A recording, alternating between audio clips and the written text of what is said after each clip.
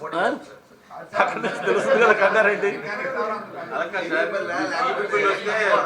గంటకి ఓడిపోతారని చెప్పి ఏమన్నాడు?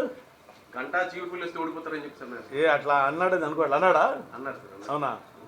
అంటే తనకి ఓడిపోయిన అనుభవం ఉంది ఆయనకి. నాకు ఇంకా అనుభవం లేదు. ఆల్రెడీ ఆయన 96 ఎంపీ ఓడిపోయాడు, 98 ఎంపీ ఓడిపోయాడు, 2014 ఎమ్మెల్యే ఓడిపోయాడు. కాబట్టి ఆయనకు ఓడిపోయింది నాకు తెలుసు.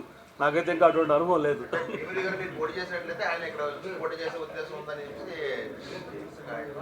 చూద్దాం. ఇంకా ఇది పార్టీలు సీట్లు డిసైడ్ చేయాలి. నామినేషన్ టైం ఉంది కదా. నేను అక్కడికి వెళ్తాను, ఆయన ఎక్కడికి వస్తాడు, లేకపోతే మేము ఎదురు వేరు వేరుకి వెళ్తాం. ఇవన్నీ ఇంకా టైం డిసైడ్ చేస్తుంది.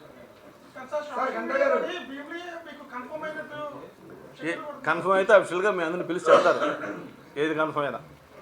గంటగారు 1,81,00,000 నెల్లూరులో నారాయణ మీద దాడులు కానీ, పచ్చిపాటి పుల్లాల కొడుకు మీద కేసులు కానీ, చంద్రబాబు నాయుడు కూడా ఎన్ని కేసులు నా మీద పెట్టారు అఫిడవిట్లో చూపించుకోవాలని చెప్పండి అంటున్నారు. ఈ మొత్తం ఎపిసోడ్ అంతా ఎలా చూస్తారు? ఇప్పుడు అది ఎవరైనా ఇప్పుడు రేపు నేను కూడా ఎలక్షన్ నామినేషన్ వేయాలంటే దాంట్లో అఫిడవిట్ పెట్టాలి. ఏమేం కేసులు ఉన్నాయో దాంట్లో డిక్లేర్ చేయాలి. ఇప్పుడు ఇక్కడ ఘోరమైన సిచ్యువేషన్ ఏంటంటే మనం మామూలుగా మనకు తెలిసిన కేసులు మనం డిక్లేర్ చేస్తాం. కానీ ప్రభుత్వం వచ్చిన తర్వాత మనకు తెలియకుండా కూడా మనకు కేసులు పెట్టుంటారు అక్కడ.